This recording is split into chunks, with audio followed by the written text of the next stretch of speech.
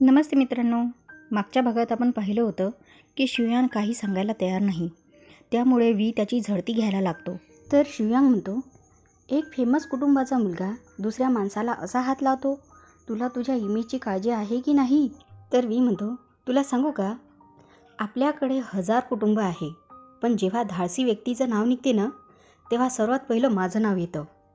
हा स्वतःची बढाई मारतो तेव्हा चेंग आणि लानची ही रिॲक्शन असते आणि ते दोघेही कसे हसतात बघा.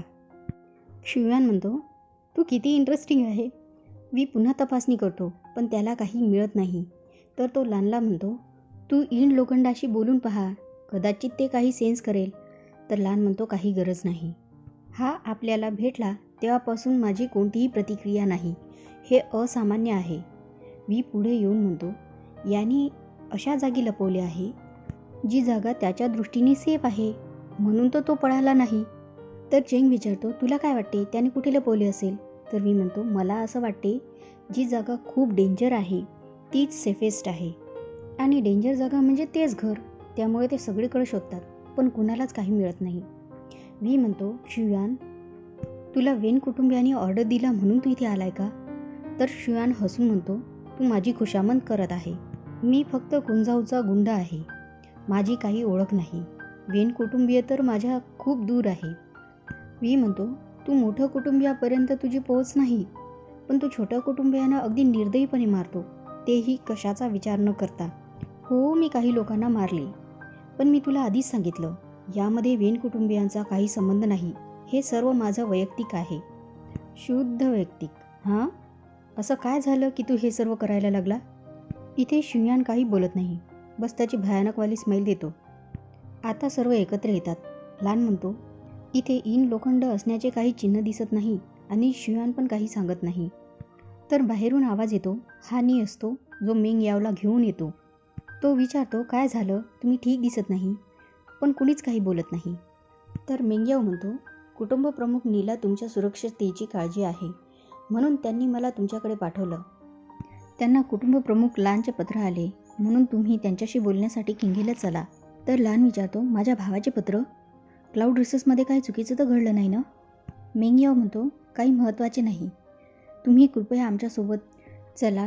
येट क्लीन क्षेत्रात कुटुंब प्रमुख नी तुमची वाट पाहत आहे. तर लान वीकडे पाहतो. हे बरं आहे, यांना इशारे खूप लवकर समजतात. मला तर सांगितल्याशिवाय कळतच नाही.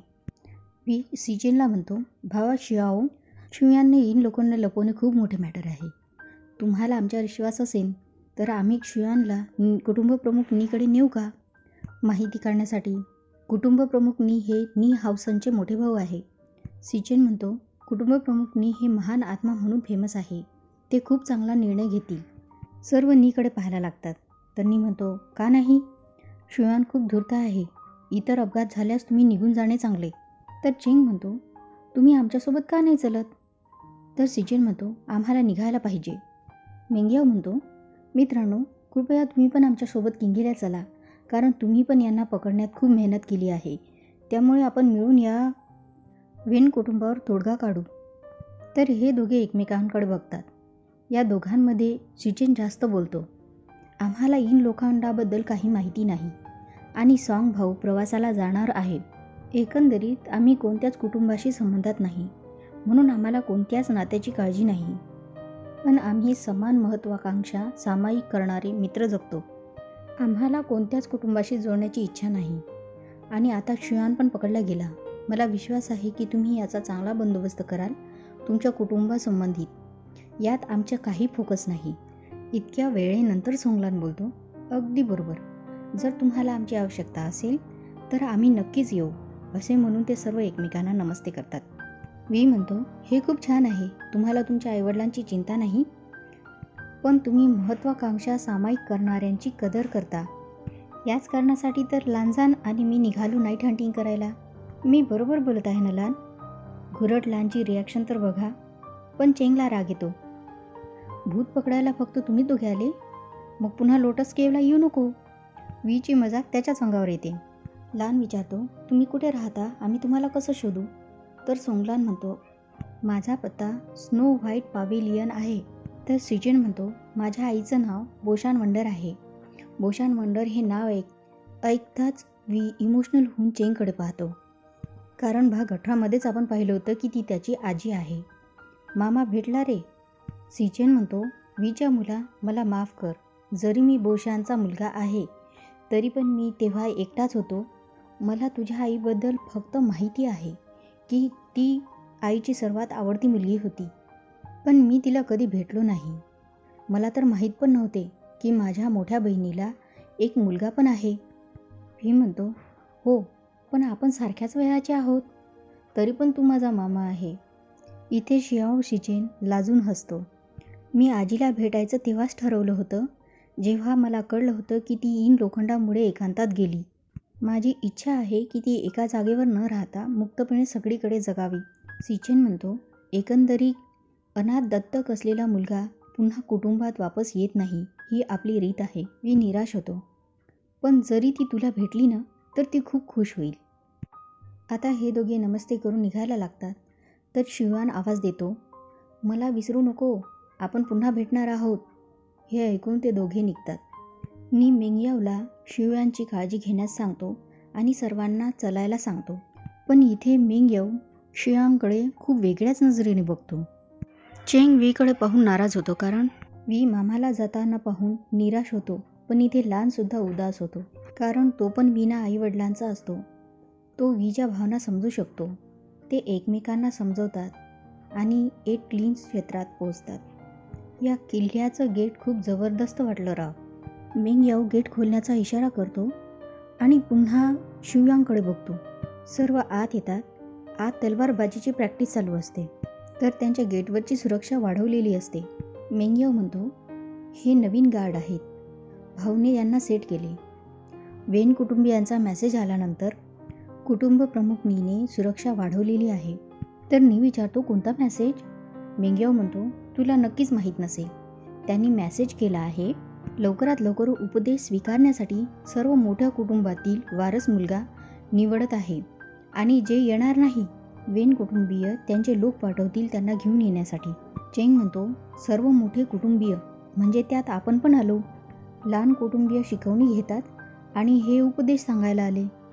मी म्हणतो, वेगवेगळ्या कुटुंबातील विद्यार्थी लहानची शिकवणी घेण्यासाठी गर्दी करतात आणि हे आपल्याला जबरदस्ती उपदेश देण्यासाठी बोलवत आहे आणि जे येणार नाही त्यांना उचलून नेणार. नी म्हणतो, कुटुंबातील वारस शिष्य? आपल्या कुटुंबातील वारस शिष्य तर मी एकटाच आहे. आता मी काय करू? मला भाऊला विचारायला पाहिजे. असं म्हणताच नी कुटुंब प्रमुख नी मुंगजू पुढे येतात. सगळे एकमेकांना नमस्ते करतात. चेंग वीला सांगतो, हे रेड ब्लेड मास्टर आहे आणि हे नाव त्यांना सूट पण करतं. वी म्हणतो, म्हणूनच कदाचित हावसंग त्याच्या भावाला इतका भीतो. हे मिंगजू पण ऐकतो आणि हावसंगला विचारतो, तू काय विचारणार होता? तर नी म्हणतो, काहीच नाही. हे पाहून वी चेंग हसतात. मिंगजू चेंग वीकडे येतात. मला सिचेनने सांगितलं होतं की तुम्ही दोघं यंग मॅनचे टीनएजर हिरो आहे आणि ते तुमच्या रेप्युटेशनला डिझर्व पण करतं. हे ऐकून दोघांना मोठी खुशी होते. वांगजी, तुझा भाऊ ठीक आहे ना? तर लान म्हणतो, विचारल्याबद्दल धन्यवाद, ते तंदुरुस्त आहे. मिंगजू शिवयानला पाहून म्हणतो, हाच आहे ना तो? अगदी बरोबर, आत घ्या याला. असं म्हणून सगळे आत जातात. तर आता मिंगजूचा दरबार दाखवला आहे. मिंगजू म्हणतो, तू खूप दुर्भावनापूर्ण आहे. तुझे तर तुकडे केले पाहिजे. एक खाटीक अजून काय बोलू शकतो? जर याच्याकडे इन लोखंड नाही तर मी याचे आताच तुकडे करतो. असं म्हणून तो टेबलवर हात मारतो. तलवार उडून शियांगकडे येते. तो अजूनही हसतो. बाप रे. वी अडवतो. तलवार वापस मॅनमध्ये येते. मिंगयाव विचारतो, काय झालं? तू निंदकाची बाजू मांडत आहे का? वी पुढे येऊन म्हणतो, कुटुंब प्रमुखनी सध्या सर्व अनक्लिअर आहे. जोपर्यंत आपण क्लिअर होत नाही तोपर्यंत याला मारू नका. मला वाटते की आपण याला न मारण्याला कारण नाही. शियान म्हणतो, जर मी फिशनच्या वेन कुटुंबास सोबत असतो तरी तुम्ही मला मारले असते का? जसं चांग कुटुंबाच्या नशिबात घडलं तसंच पूर्ण नी कुटुंबाशी घडेल याची मला भीती वाटते. मिंगयाव म्हणतो, वेन कुटुंबात माणुसकी नाही.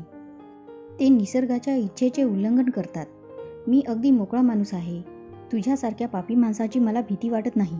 तर मेंगयाव म्हणतो, हा आपल्यासाठी डेंजर नाही. पण इन लोखंड अनेक महान कुळांसाठी महत्त्वाचे आहे. शिवयांग आपल्या ताब्यात आहे. आपण त्याला कधीही मारू शकतो. आपण याला एक चान्स द्यायला पाहिजे. वेन रुहानला माहीत नसेल की याला आपण बंदी बनवले, त्यामुळे आपण ही गोष्ट कुणालाच सांगायची नाही. जर इन लोखंड आपल्याला आधी मिळाले तर हा किशनचा सर्वात मोठा लॉस होणार. तर हा भाग इथेच पूर्ण होत आहे. भेटूया पुढच्या भागात. तोपर्यंत काळजी घ्या. Bye bye.